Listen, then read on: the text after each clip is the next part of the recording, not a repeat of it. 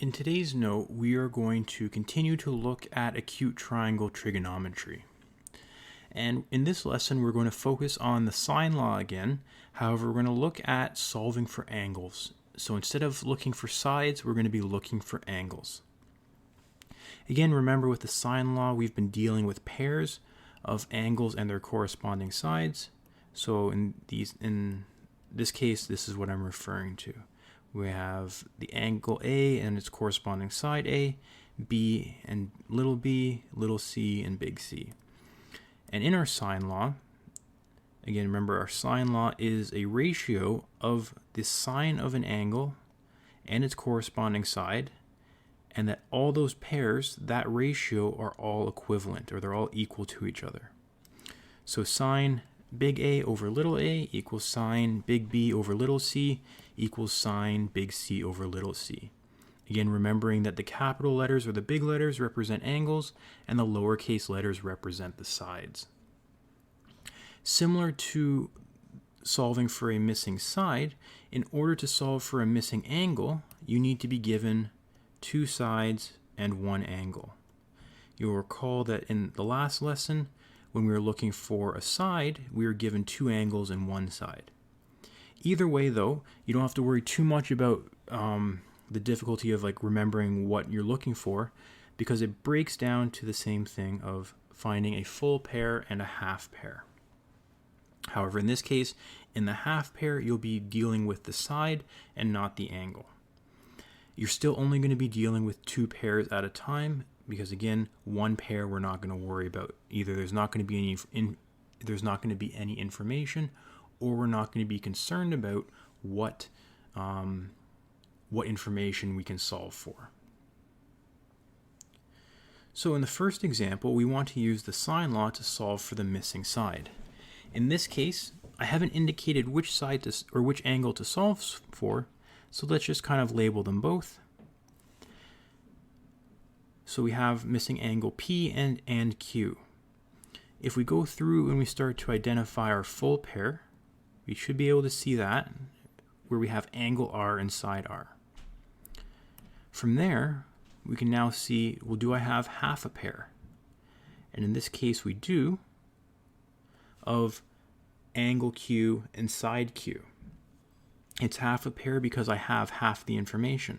I have the side, but I'm missing the angle, which is okay because I can solve for this angle, or that's what I'm going to work at.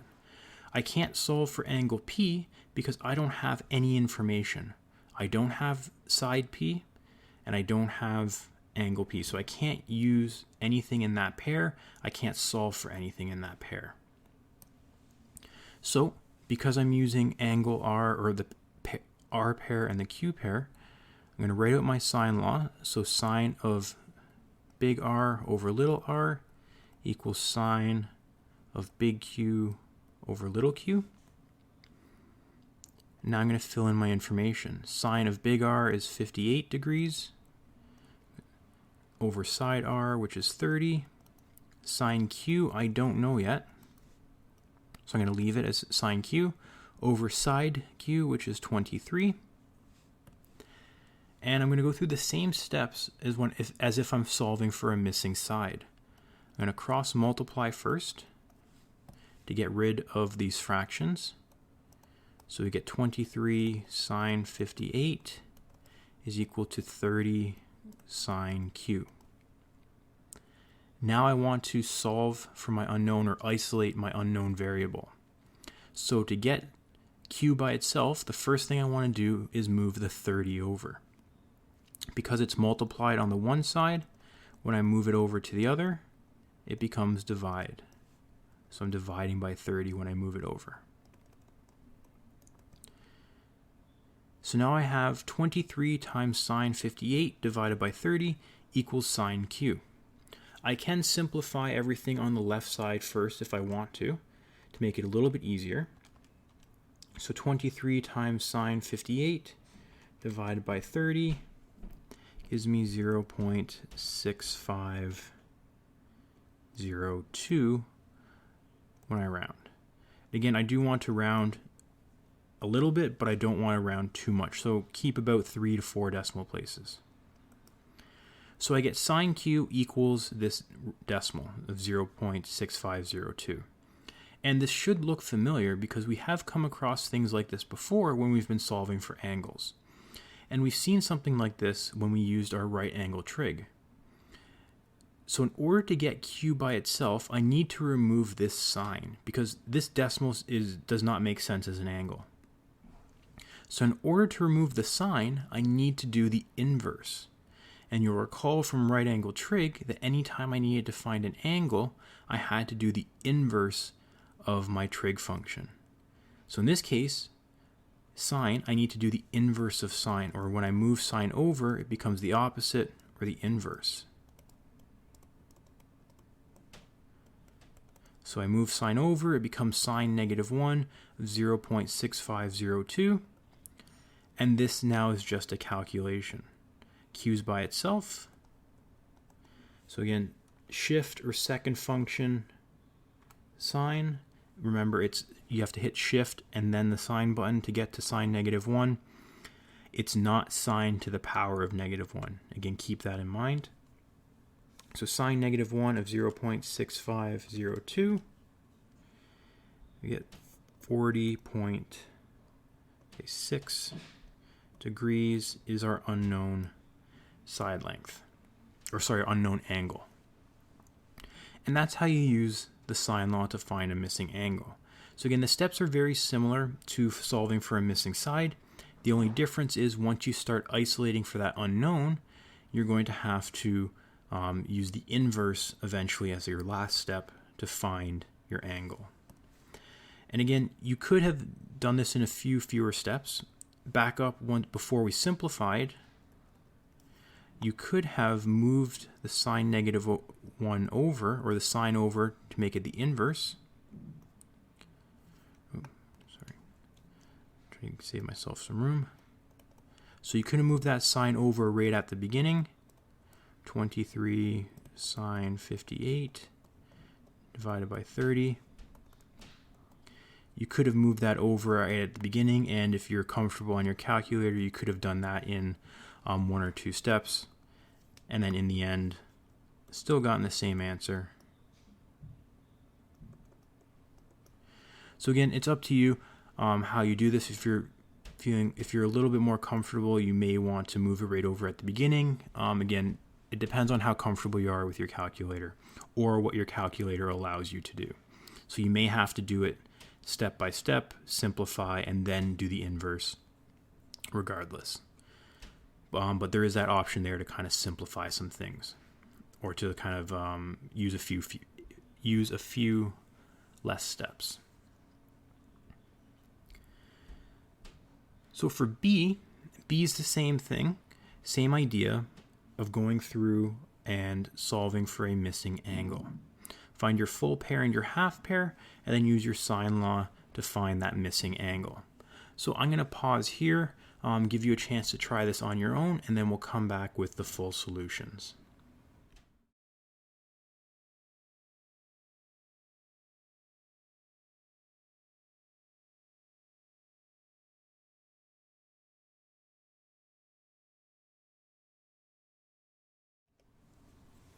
So once we go through and solve, we should find that our missing angle, or angle B, is 56 degrees. Going back to the beginning, we should have identified that we had a full pair in C and side C, and half a pair in angle B and side B. So when we set up our sine law ratio, we're using sine C over little c equals sine B over little b. Again, the order that you put those ratios in doesn't really matter. You could have put sine B first over little b equals sine C over little c, so had the sine B over little b on the left side and the c's on the right side. Again, it doesn't matter in the end. Fill in your information and cross multiply, then start to rearrange for B or angle B, and when you get down to the end, again, because we're solving for an angle, you should be using the inverse at some point. In this case, the last step, the inverse of sine, or sine -1 of 0.8282 should give you an angle of 56 degrees. So again, steps are very similar to when we were solving for a side length. The only difference is at the end we have to use the inverse to find our angle. So our last example, just a word problem. So again, just kind of looking at a scenario. So Mr. Liu is helping his cat hunt for birds. They have spotted a robin up in a tree. The distance from Mr. Liu to the bird is 7.8 meters, and the distance from the cat to the bird is 5.9 meters. If the angle of elevation from Mr. Liu to the bird is 36 degrees, what is the distance between Mr. Liu and his cat? So here we have our diagram. We've already drawn in one angle. However, there's a few more pieces of information that we can add. We know the distance from me to the bird is 7.8 meters, and we know the distance from the cat, or Chester, to the bird is 5.9 meters. And I want to find out, what is this distance? What is this distance between me and Chester? How far are we apart? So in looking at this, looks a little bit different than what we've seen before. I have a full pair that I can see here. I have half a pair here. But with the side that I'm looking for, I have no pieces of information at all. I don't have the angle and I don't have the side. What I can do though is I can use the full pair in red and the full pair in the half pair in orange to find the angle between Chester and the bird. And then using those two angles, I can find that third angle, and then I would have enough information to find that missing length. So there's kind of a few steps that we have to do before we can get to our answer. Essentially what we have to do is basically solve this triangle. So let's label our sides just to help. Let's say A, B, C. So I'm going to look for angle C. So sine C over little c, that's going to be my half pair because I do have the side length, but I don't have the angle.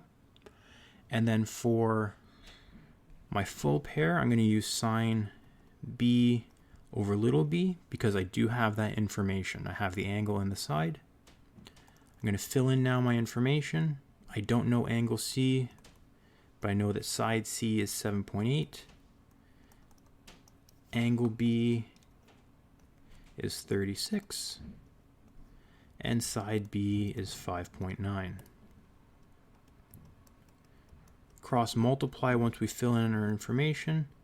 So 5.9 times sine C equals 7.8 times sine 36.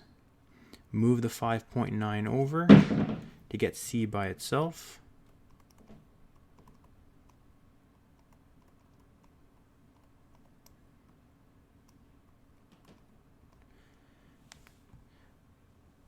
I can now simplify this if I want to. I will, just to kind of make it a little bit easier on myself. So 7.8 times sine 36 divided by 5.9, we should get 0.7771. And then the last step, to get C by itself, we have to use the inverse. So sine -1 of 0.7771 will give us that angle, which we should get to be 60 degrees. Oops, sorry, not 60 degrees. 51 degrees. So we now know that this unknown angle down here is 51 degrees. So I can figure out this third angle by doing 180 minus 36 minus 51.